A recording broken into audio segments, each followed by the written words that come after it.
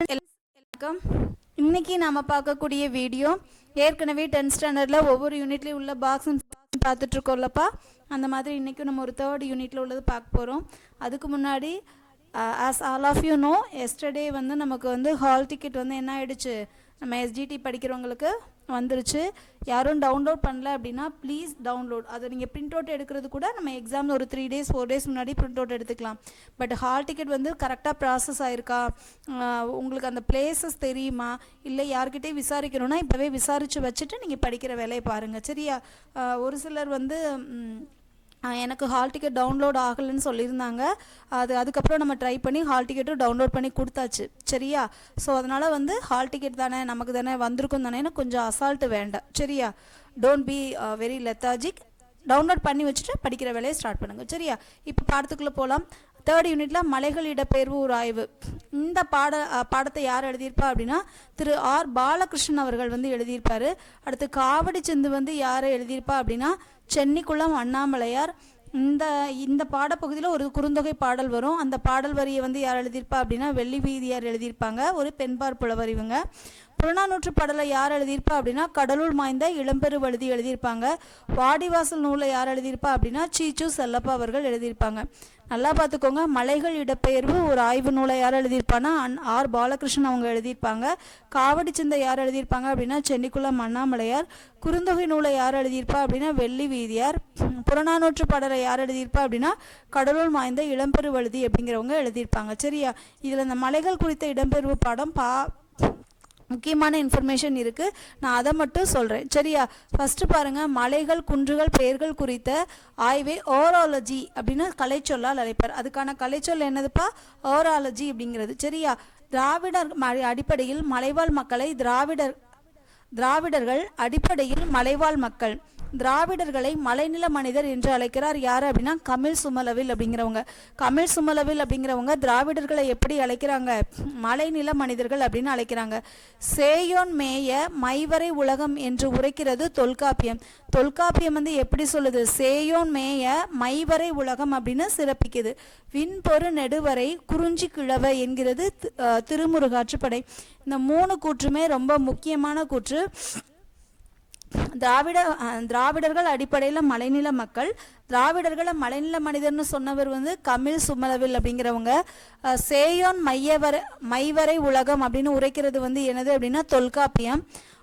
விண்பெரு நெடுவரை குறிஞ்சி கிழவ அப்படின்னு எது சொல்லுது அப்படின்னா திருமுருகாற்றுப்படை. இது ரொம்ப முக்கியம். ஓகேயா? அடுத்து இந்த இதில் வந்து கொடுத்துருக்கிறது எல்லாமே லைட்டாக ஒரு தடவை ரீட் பண்ணிக்கோங்க. இதிலேருந்து கொஷின்ஸ் வந்து குரூப் 4ல் குரூப் 2ல் ஏதாவது ஒரு கொஷின் வந்து நம்ம டெட்லேயுமே என்ன பண்ணுறாங்க, ஏதாவது ஒரு கொஷின் என்ன பண்ணுறாங்கன்னா கேட்டுறாங்க. சரியா? அதனால வந்து லைட்டாக தெரிஞ்சு வச்சுக்கோங்க. மால் பஹாடியா அப்படின்னு எங்கே சொல்லுவாங்க அப்படின்னா ஜார்க்கண்டில். மலை அரையன் எங்கள் பகுதியில் இருக்கக்கூடிய மேற்கு தொடர்ச்சி மலையில். மலை அரையன் அப்படிங்கிறது மேற்கு தொடர்ச்சி மலைப்பா. மலக்குறவன் மலமூத்தன் இதெல்லாம் கேரளாவில் வரும். இதில் மலக்குறவன்கிறது நெடுமங்காடு, குறவன்கிறவன் நெடுமங்காடு, மலமூத்தன் அப்படிங்கிறவங்க ஏர்நாட், மலமூத்தன்கிறவங்க ஏர்நாட். மலை பனிக்கரும் கேரளா தான். மலையன் அப்படிங்கிறது பாலக்காடு. மலைவேடா அப்படிங்கிறது இடுக்கி. மலையரு அப்படிங்கிறது தட்சிண கன்னடா. சரியா? இது வந்து மலையை அடிப்படையாக கொண்டது. அடுத்து கோட்டா அப்படிங்கிறவங்க எங்கே வசிக்கக்கூடியவங்க அப்படின்னா நீலகிரி தமிழ்நாடு. கோண்டா தோரா அப்படிங்கிறவங்க ஆந்திர பிரதேசத்தில். கோண்டு கொய்டர் அப்படிங்கிறவங்க ஒரிஷாவில். சரியா? அடுத்து இதெல்லாம் இந்த பகுதியில் வைக்கக்கூடிய மக்கள். லைட்டாக ஒரு தடவை வாசிச்சு விட்டுக்கோங்க. ஓகேயா? அடுத்து மலை உத்தரகாண்டில் எப்படி சொல்லுவோம் அப்படின்னா உத்தரகாண்ட் திராவிட சொற்கள் வந்து மலை. சரியா?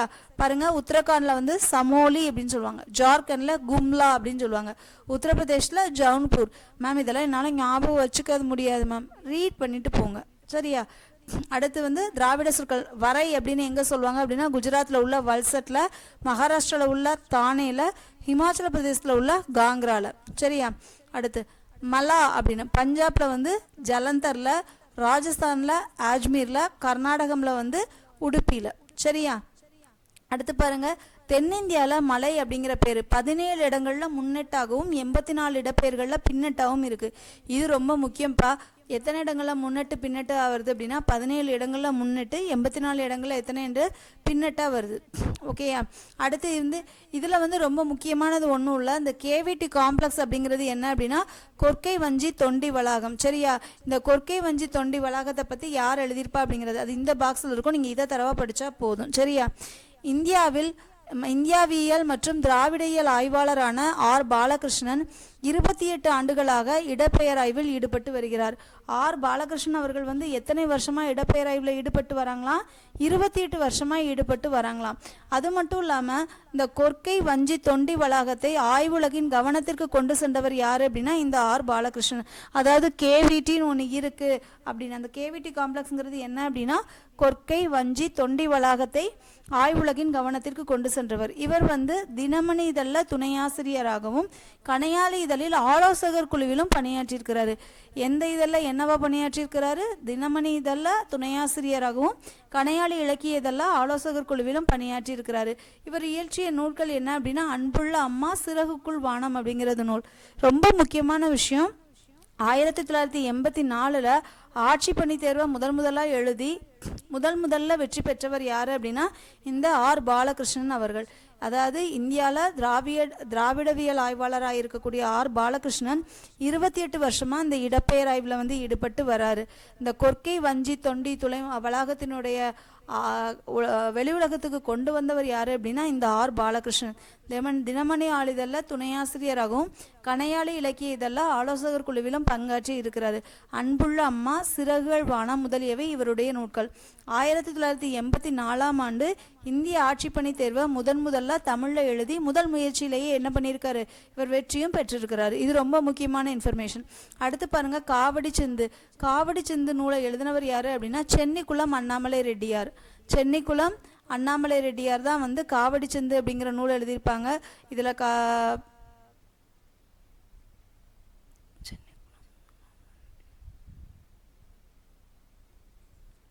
19ஆம் சென்னிக்குளம் அண்ணாமலையார் 19ஆம் நூற்றாண்டைச் சேர்ந்த சென்னிக்குளம் அண்ணாமலையார் பாடிய காவடி சிந்து அருணகிரியான் தாக்கத்தால் விழுந்தது. இந்த பாடலுக்கான காரணம், இந்த பாட்டோட இம்ப்ரெஷன் எதுவாக இருந்தது அப்படின்னா திருப்புகழ் எழுதின அருணகிரியோடையது. சரியா? இப்பாடலின் மெட்டு அண்ணாமலையாரில் அமைக்கப்பட்டது. தமிழில் முதலில் வண்ணச்சிந்து பாடியதால் காவடி சிந்தின் தந்தை என்று அழைக்கப்பட்டார். காவடி சிந்தின் தந்தை என்று அழைக்கப்பட்டவர் யாரு அப்படின்னா அண்ணாமலையார். 18 வயதிலேயே ஊற்றுமலைக்கு சென்று அங்கு குறுநில தலைவராய் இருந்த இருதாலய மருதப்ப தேவரின் அரசவை புலவராகவும் இருந்தார். அதாவதுப்பா, இவர் 19ஆம் நூற்றாண்டை சார்ந்தவர். அருணகிரியார் திருப்புகழ் எழுதுறாரு. அந்த இதில் ரொம்ப இம்ப்ரெஸ் ஆகி தான் இவர் காவடி சிந்து எழுதுறாரு. இதில் வண்ணச்சிந்து அவரே பாடினதுனால இவர் என்ன சொன்னாங்க அப்படின்னா காவடி சிந்தின் தந்தை அப்படின்னு சொன்னாங்க. இவருக்கு 18 வயசாக இருக்கும்போது எங்கே போனாராம்? இருதாலய மருதப்ப தேவரின் அரசவை புலவராகவும் விளங்கினார். அது மட்டும் இல்லாமல் வீரை தலப்புராணம், வீரை நவநீத சுவாமி பதிகம், சங்கரங்கோயில் திரிபந்தாதி, கருவை மும்மணி கோவை, கோமதி அந்தாதி, என்னென்ன நூல்கள்லாம்? வீரை தலப்புராணம், வீரை நவநீத கிருஷ்ணசுவாமி பதிகம், சங்கரங்கோயில் திரிபந்தாதி, கருவை மும்மணி கோவை, கோமதி அந்தாதி முதலிய நூல்களையும் இவர் என்ன பண்ணியிருக்காரு அப்படின்னா இயற்றியிருக்காரு. சரியா? அடுத்து பாருங்க, குறுந்தொகை பற்றி நம்ம இதுக்கு முன்னாடி ஐங்குறு நூறு பார்த்தோம். 5 கூட்டல் குறுமை கூட்டல் 100, 4 அடி முதல் 8 அடி வரை, அதோட அடிவரையறையெல்லாம் பார்த்துருப்போம். சரியா? இந்த குறுந்தொகை அதை மாதிரி இந்த குறுந்தொகையிலையும் பாடல் வரியறையெல்லாம் இருக்குது. சரியா? பாடல் வரியறை இருக்குது. பாடல் வரியறை அதில் யார் கடவுள் வாழ்த்த பாடியிருக்கா, இந்த மாதிரி இன்ஃபர்மேஷன் நமக்கு 10th இருக்குது. ஸோ இதெல்லாம் கேட்குறதுக்கு நிறைய வாய்ப்பு இருக்குது. சரிங்களா? பாருங்கள், அம்மா வாளி தோழி நம்மூர் பிரிந்தோர் புணர்ப்போர் இருந்தனர் கொல்லோ, தண்டுடை கையர் வெண்டலை சிதவலர் நன்றென்னு மாக்களோடு இன்று பெரிது ஆங்கன தலைவே. அம்மா வாளி, இந்த முதல் 2 ஞாபகம் வச்சுக்கோங்க. அம்மா வாளி தோழி நம்மூர் பிரிந்தோர் புணர்ப்போர் இருந்தனர் கொல்லோ. இந்த பாடல் வரிகளை பாடினவங்க யாரு அப்படின்னா வெள்ளி வீதியார் அப்படிங்கிறவங்க யாரு அப்படின்னா சங்ககால பெண்பால் புலவர்களில் ஒருவர் தான் யாரு அப்படின்னா இந்த வெள்ளி வீதியார். சரியா? இங்க பாருங்கப்பா, குறுந்தொகை அப்படிங்கிறது 8 தொகை நூல்களில் ஒன்று. சரிங்களா? இதில் 401 பாடல்கள் இருக்குது. இதை எப்படி சிறப்பிக்கிறோம் அப்படின்னா நல்ல குறுந்தொகைன்னு சிறப்பிக்கிறோம். இந்த டைமில் நான் உங்களுக்கு ஒரு விஷயம் ஷேர் பண்ணிக்கணும்னு நினைக்கிறேன்.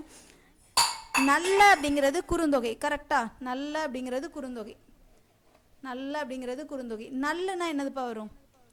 நல்லுனா என்ன வரும்? நல்லா நல் அப்படின்னா நற்றிணை.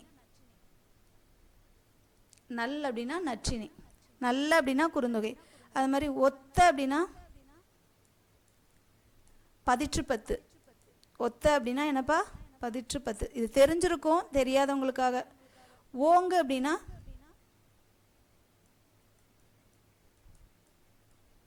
ஒத்த பதிற்று பத்து, ஓங்கு பரிபாடல், கற்றறிந்தோர் ஏத்தும் கலித்தொகைனா கலித்தொகை வரும். சரியா? கற்றறிந்தோர் ஏத்தும் கலினா கலித்தொகை. சரியா? இங்க பாருங்க, குறுந்தொகை அப்படிங்கிறது 8 தொகை நூற்கள்ல ஒன்று. கடவுள் வாழ்த்து பாடல் நீங்களாக 401 பாடல்களை உள்ளடக்கியது. நல்ல குறுந்தொகை என்று அழைக்கப்படுகிறது. எல்லாத்தை விட முக்கியம், உரையாசிரியர்கள் அதிகமான பேர் மேற்கோள் காட்டிய நூல் எது அப்படின்னா இந்த குறுந்தொகை தான். இந்த குறுந்தொகை நூல் வந்து தொகுத்தவர் யாரு அப்படின்னா பூரிக்கோ. சரியா? இதை தொகுத்தவர் யாரு அப்படின்னா பூரிக்கோ. முதலாக தொகுக்கப்பட்ட நூல் எது அப்படின்னா இந்த குறுந்தொகை தான். குறுந்தொகை வந்து ரொம்ப முக்கியமானதுப்பா, தயவு செய்து மறந்துடாதீங்கன்னு. குறுந்தொகை அப்படிங்கிறது 8 தொகை நூற்கள்ல ஒன்று. கடவுள் வாழ்த்து நீங்களாக 401 செயல்களை கொண்டது. நல்ல குறுந்தொகை அப்படின்னு சிறப்பிக்கப்படுது. உரையாசிரியர்கள் பலராலும் மேற்கோள் கொள்ளப்பட்ட நூல். முதலில் தொகுக்கப்பட்ட தொகை நூல். நம்ம முதல்ல தொகுக்கப்பட்ட தொகை நூல்னு 8 தொகை நூலில் நற்றினை தான் வரும். நற்றினை தப்பா போட்டு வந்துருவோம், தப்பா போடக்கூடாது. சரியா? குறுந்தொகை இந்நூலை தொகுத்தவர் பூரிக்கோ. கடவுள் வாழ்த்து பாடலை பாடியவர் ஐங்குறுநாற்றின் கடவுள் வாழ்த்து பாடலை பாடினவரும் பாரதம் பாடிய பெருந்தேவனார் தான். இதுவும் பாரதம் பாடிய பெருந்தேவனார் தான். இந்த வெள்ளி வீதியார் அப்படிங்கிறவங்க யாரு அப்படின்னா சங்க கால பெண்பால் புலவர்கள் ஒருவர். சங்கத்தொகை நூற்கள்ல மொத்தம் எத்தனை பாடல்களை பாடியிருக்காங்க அப்படின்னா 13 பாடல்களை பாடியிருக்காரு. பேயனார் வந்து 105 பாடல்களை பாடினாருன்னு பார்த்தோமா? பேயனார் வந்து 105 பாடல்களை பாடியிருக்காங்கன்னு பார்த்தோமா? வெள்ளி வீதியார் வந்து 13 பாடல்களை பாடியிருக்காங்க. சரிங்களா? அடுத்து புறநானூறு. உண்டாலம்மை இவ்வுலகம் இந்திரர் அமிழ்தம் இயவைதாயினும் இனிதி என தமியர் உண்டலும் இலரே முனிவிலர். இந்த பாடல் வரி வந்து புறநானூற்று பாடல். அதாவது அமிர்தமா இருந்தாலும் நம்ம மட்டும் சாப்பிடக்கூடாது அப்படின்னு நம்ம 10th பார்த்துருப்போம். இந்த பாடல் வரிகளை பாடினவங்க யாரு அப்படின்னா கடலுள் மாய்ந்த இளம்பெருவழுதி. அதாவது +1 +2 கான்செப்ட் கேட்பாங்களான்னு கேட்டா ரொம்ப வித்தியாசமாக இருக்கிறத கேட்க மாட்டாங்க. 10th 11th 10th அந்த சிலபஸ் இருக்குது, அதோட டீட்டெயில் எக்ஸ்ப்ளனேஷன் இருக்குது அப்படின்னா கண்டிப்பாக கேட்பாங்க. கடலுள் மாய்ந்த இளம்பெரு வழுதி அப்படிங்கிறவங்க. சரியா? இப்போ பாருங்க, இந்த புறநானூறுடைய சிறப்புகள். புறநானூறு வந்து ஜார்ஜ் எல் ஹாட் அப்படிங்கிறவரால் The 400 Songs of War and Wisdom, an anthology of poems classical Tamil, the Purananuru அப்படிங்கிற தலைப்பில் ஆங்கிலத்தில் மொழிபெயர்க்கப்பட்டிருக்கு. ஜியு போப்பும் என்ன பண்ணியிருக்காரு அப்படின்னா புறநானூற்று பாடல்கள் சிலவற்றை என்ன பண்ணியிருக்காருன்னா மொழிபெயர்த்திருக்கிறாரு. அதாவது பேராசிரியர் ஜார்ஜ் எல் ஹாட் அப்படிங்கிறவர் The 400 Songs of War and Wisdom, an anthology of poems from classical Tamil, the Purananuru அப்படிங்கிற தலைப்பில் ஆங்கிலத்தில் மொழிபெயர்க்கப்பட்டிருக்கு. ஜியு போப் வந்து புறநானூற்று பாடல்கள் சிலவற்றை எப்படி மொழிபெயர்த்திருக்கிறாரு அப்படின்னா எக்ஸ்ட்ராக்ட்ஸ் ஃப்ரம் புறநானூறு புறப்பொருள் வெண்பா மாலை அப்படிங்கிற தலைப்பில் வந்து என்ன பண்ணியிருக்காரு மொழிபெயர்த்திருக்கிறாரு. சரியா? அடுத்து சுவடிகள் எழுதி பயன்படுத்தப்பட்டு அழிந்து போகும் நிலையில் புறநானூற்றின் பல சுவடிகளை ஒப்பிட்டு ஆராய்ந்து பயன்தரும் வகையில் ஊவேசா அவர்கள் 1894 ஆண்டு முதலாக பதிப்பித்து வெளியிட்டார். புறநானூற்று பாடலை முதல்ல அச்சிட்டவர் யாருப்பா? ஊவேசா. எந்த வருஷம்? 1894. 1894 ஞாபகம் வச்சுக்கோங்க, மறக்காது. 1 அடுத்து 89 கடைசியாக வரும். 1894. சரிங்களா? அடுத்து பாருங்க, புறத்திணைன்னா நமக்கு தெரியும் இல்லையா? புறநானூறுங்கிறது 8 தொகை நூற்கள்ல ஒன்று. புறத்திணை சார்ந்த 400 பாடல்களை கொண்டது. இதை புறப்பாட்டு எனவும் அழைக்கப்படும். அகவர் பாக்களால் ஆனது. புறநானூறு எதால் ஆனது? அகவர் பாக்களால் ஆனது. இந்த புறநானூற்று பாடல்கள் என்ன பண்ணோம் அப்படின்னா சங்க காலத்தில் உள்ள அரசர்களை பற்றியும் மக்களின் சமூக வாழ்க்கை பற்றியும் என்ன பண்ணுது? எடுத்துரைக்குது. சரியா? கடலுள் மாய்ந்த இளம்பெருவழுதி. இந்த பாட்டை எழுதினவர் வந்து கடலுள் மாய்ந்த இளம்பெருவழுதி. இந்த இளம்பெருவழுதி ஏன் கடலுள் மாய்ந்த இளம்பெருவழுதி அப்படின்னா பாண்டிய மன்னருள் பலரும் பெருவழுதி என்னும் பெயரில் இருந்தனர். ஆயினும் அரிய பண்புகள் அனைத்தையும் தன் இளமை காலத்திலே பெற்றிருந்ததால் இவரை இளம்பெருவழுதி அப்படின்னு அழைச்சாங்க. அதாவது பெருவழுதி நிறைய பேர் இருந்தாங்க, ஆனால் இவர் வந்து இளமையிலேயே நிறைய பண்புகளை பெற்றிருந்ததுனால தான் இவர் என்ன சொன்னாங்க அப்படின்னா இளம்பெருவழுதி அப்படின்னு சொன்னாங்க. அது மட்டும் இல்லாமல் கடல் பயணத்தின் போது இறந்து போயிட்டாரு. அதனால தான் இவர் என்ன சொல்கிறாங்க அப்படின்னா கடலுள் மாய்ந்த இளம்பெருவழுதி அப்படின்னு அழைக்கிறாரு. இவருடைய பாடல்கள் வந்து புறநானூற்றில் ஒன்றும் பரிபாடலில் ஒன்றும் என்ன பண்ணியிருக்காங்க? இடம்பெற்றிருக்கு. சரியா? அடுத்த பாடல் பார்க்கலாம். அடுத்து வந்து வாடிவாசல். புதுக்கவிதை இயக்கத்தின் தந்தை சீச்சு செல்லப்பான்னு சொல்லுவோம் இல்லையா? ஸோ அவர் தான் இந்த வாடிவாசல் அப்படிங்கிற நூலை வந்து எழுதியிருப்பாரு. இதில் ரொம்ப முக்கியமானது வந்து என்ன அப்படின்னு பார்த்தீங்கன்னா கொள்ளேற்று கோடஞ்சுவானை மறுமையும் புல்லாலே ஆயமகள் அஞ்சார் கொலையேறு கொள்பவர் அல்லதை நெஞ்சிலார் தோய்தற்கு அறிய உயிர் திறந்து நைவாரோ ஆயமகள் தோல். இந்த பாடல் வரி வந்து கலித்தொகையில எதை பத்தி சொல்லியிருக்கோம் அப்படின்னா ஏறு தழுவுதலை பத்தி சொல்லியிருக்கோம்ப்பா. சரியா, ஏறு தழுவுதலை பத்தி சொல்லியிருக்கோம். அதுக்கப்புறம் இந்த சீச்சு செல்லப்பா பொறுத்த மட்டும் பாக்ஸ் இன்ஃபர்மேஷன் ரொம்ப முக்கியம். அதுக்கு முன்னாடி அளவு சிறுகதையை விட நீளமாகும். சிறுகதையை விட நீளமாக இருக்கும், ஆனால் புதினத்தை விட சிறிதாக இருக்கும். இதை தான் என்ன சொல்லுவோம் அப்படின்னா குறும்புதினம். இந்த குறும்புதினத்தினுடைய இன்னொரு பேர் என்ன பேர் அப்படின்னா குறுநாவல். இதை எப்படி கேள்வி கேட்கலாம்னா சிறுகதைக்கும் புதினத்துக்கும் இடைப்பட்ட வடிவம் எதுன்னு கேட்கலாம். எதுப்பா? குறுநாவல். சிறுகதைக்கும் புதினத்திற்கும் இடைப்பட்ட வடிவம் எது அப்படின்னா குறுநாவல். ஓகேயா? அடுத்து சீச்சு செல்லப்பா பாருங்க. சீச்சு செல்லப்பா சிறுகதை, புதினம், விமர்சனம், கவிதை, மொழிபெயர்ப்பு முதலிய இலக்கியங்களில் பல்வேறு பங்களிப்புகளை செய்திருக்கிறார். இவர் சந்திரோதயம், தினமணி ஆகிய இதழ்களில் உதவி ஆசிரியராக பணியாற்றியிருக்கிறார். எழுத்து இதழினை தொடங்கி தமிழ் மறுமலர்ச்சிக்கு வித்திட்டிருக்கிறார். இது நமக்கு ரொம்ப முக்கியமானது. எழுத்து இதழினை தொடங்கி தமிழ் மறுமலர்ச்சிக்கு வித்திட்டவர் யாரு அப்படின்னா சீச்சு செல்லப்பா அவர்கள். இவர் எந்தெந்த இதழெல்லாம் பணியாற்றிருக்காரு அப்படின்னா சந்திரோதயம், தினமணி இதழ்களில் பணியாற்றிருக்காரு. இவருடைய குறிப்பிடத்தக்க படைப்புகள் என்ன அப்படின்னா வாடிவாசல், சுதந்திர தாகம், ஜீவனாம்சம், PS ராமையாவின் சிறுகதை பாணி, தமிழ் சிறுகதை பிறக்கிறது அப்படிங்கிறது. இவருடைய சுதந்திர தாகம் அப்படிங்கிற புதினத்துக்காக வந்து இவர் வந்து எந்த வருஷம் விருது கிடைச்சிருக்கு அப்படின்னா சாகித்ய அகாடமி விருது 2001ஆம் ஆண்டு. இது ரொம்ப முக்கியம். சீச்சு செல்லப்பாக்கு சுதந்திர தாகம் அப்படிங்கிற நூலுக்காக 2001 வந்து என்ன பண்ணியிருக்கு சாகித்ய அகாடமி விருது வந்து கிடைச்சிருக்கு. சரியா? அடுத்து இந்த பகுப்பத்த உறுப்புகள்லாம் வந்து நம்ம 6th 7th 8th 9th 10th படித்த இலக்கணம் தான். இதில் ஸ்பெஷலாக வந்து தனியாக எதுவும் கொடுக்கல.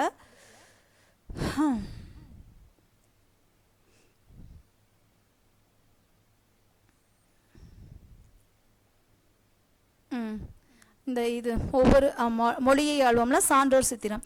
தமிழ் பதிப்புலகின் தலைமகன் யாரு அப்படின்னா ஸ்ரீவை தாமோதரனார். ஸ்ரீவை தாமோதரனார். சரியா? தமிழ் பதிப்புலகின் தலைமகன் யாரு? ஸ்ரீவை தாமோதரனார். ஸ்ரீவை தாமோதரனார் எங்க பிறந்திருக்கிறாரு? யாழ்ப்பாணத்துல பிறந்திருக்கிறாரு. இவருடைய ஃபர்ஸ்ட் நூல் என்ன அப்படின்னா நீதிநெறி விளக்கம். நீதிநெறி விளக்கம் அப்படிங்கிற நூலை 20வது வயதிலேயே என்ன பண்ணியிருக்காரு பதிப்பிச்சு வெளியிட்டிருக்காரு. சரியா? 1868ஆம் ஆண்டு தொல்காப்பிய சொல்லதிகாரத்திற்கு சேனவராயர் உரையும் பின்னர் கலித்தொகை, இறையனார் அகப்பொருள், வீர சோழியம் உள்ளிட்ட பல நூல்களையும் செம்மையாக பதிப்பித்து புகழ் கொண்டார். நிறைய நூல்களை வந்து இவர் பதிப்பிச்சிருக்காருப்பா. சரியா? நீங்க அதை மட்டும் பார்த்துக்கோங்க. என்னென்ன நூல்கள்னு லைட்டாக ஒரு தடவை ரீட் பண்ணிக்கோங்க. இவருடைய பணிகளை பாராட்டி பெர்சிவில் பாதிரியார் வந்து என்ன பண்ணியிருக்காரு அப்படின்னா தினவர்த்தமானி அப்படிங்கிற நூலுக்கு இவரை வந்து என்ன பண்ணியிருக்காரு ஆசிரியராக இருக்காரு. இந்த கேள்விலாம் வந்து கவர்மெண்ட் எக்ஸாம் எழுதுறவங்களுக்கு ரொம்ப நிறைய தமிழ் கொஸ்டின் பார்த்தவங்களுக்கு தெரியும். தினவர்த்தமான இதழுக்கு ஆசிரியரானவர் யாரு அப்படின்னா ஸ்ரீவை தாமோதரனார். அதை வந்து நடத்தினவர் யாரு அப்படின்னா பெர்சிவில் பாதிரியார். 2 விஷயம் இருக்கு. தினவர்த்தமானி இதெல்லாம் நடத்தினவர் வந்து பெர்சிவில் பாதிரியார். அவருடைய சேவைகளை பாராட்டி இவர் வந்து என்ன பண்ணார் அந்த இதழுக்கு வந்து ஆசிரியராக்குனாரு. சரியா? அது மட்டும் இல்லாமல் ரொம்ப முக்கியமானது என்ன அப்படின்னா இவர் வழக்கறிஞராகவும் பணியாற்றியிருக்கிறாரு. 1884ஆம் ஆண்டு புதுக்கோட்டை உயர்நீதிமன்றத்தினுடைய தலைமை நீதிபதியா என்ன பண்ணாரு உயர்நீதிமன்ற நீதிபதியா என்ன பண்ணியிருக்காரு அப்படின்னா நியமிச்சிருக்காங்க. சரியா? அதில் அடுத்து வந்து நம்ம இந்த லாஸ்ட் போயிடலாம். ஓகேயா?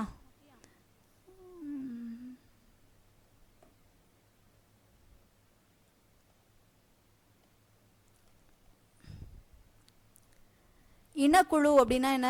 எத்னிக் குரூப், புவிச்சூழல், எர்த் என்விரான்மெண்ட், வேர்ச்சொல் அகராதி, எட்மாலஜிக்கல் டிக்ஷனரி, முன்னெட்டுனா ப்ரிஃபிக்ஸ், பின்னெட்டுனா சஃபிக்ஸ், பண்பாட்டு கூறுகள் அப்படிங்கிறது கல்ச்சரல் எலிமெண்ட்ஸ். இனக்குழு அப்படிங்கிறது எத்னிக் குரூப், புவிச்சூழல் அப்படிங்கிறது எர்த் என்விரான்மெண்ட், வேர்ச்சொல் அகராதி அப்படிங்கிறது எட்மாலஜிக்கல் டிக்ஷனரி. எட்மாலஜிக்கல் டிக்ஷனரி அப்படிங்கிறது வேர்ச்சொல் அகராதி, முன்னெட்டுங்கிறது ப்ரிஃபிக்ஸ், பின்னெட்டுங்கிறது சஃபிக்ஸ், பண்பாட்டு கூறுகள் அப்படிங்கிறது கல்ச்சரல் எலிமெண்ட்ஸ். சரியா? அடுத்து சிந்து சமவெளி பண்பாட்டின் திராவிட அடித்தளம் ஆர் பாலகிருஷ்ணன் பார்த்தோம்.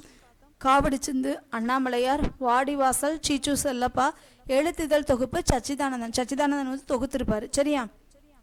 இதுதான் 3rd யூனிட். நம்ம வந்து அடுத்து 4th யூனிட் பார்க்கலாம். 4th யூனிட்ல உள்ள இம்பார்ட்டன்ட் இன்ஃபர்மேஷன் அடுத்து வரக்கூடிய வீடியோக்களை பார்க்கலாம். வீடியோஸ் ரொம்ப பயனுள்ளதாக இருக்கும்னு நினைக்கிறேன். ரொம்ப பாசிட்டிவாக படிங்க. எந்த வகையிலையும் எதுக்குமே ஸ்ட்ரெஸ் ஆகாதீங்க. உங்களுடைய எய்ம் ஃபுல்லாகவே கொஷினோட போராடுறதுல தான் இருக்கணும். நீங்கள் எப்படி அந்த கொஷினை வந்து சக்ஸஸ் பண்ண போகிறீங்க அப்படிங்கிறத தான் பார்க்கணும். So all the best for your exams. இன்னொரு 17 நாள் 18 நாள் தான் இருக்குது. ஸோ நல்லா படிங்க. All the best. Thank you so much friends. அடுத்த ஒரு நல்ல வீடியோட சந்திக்க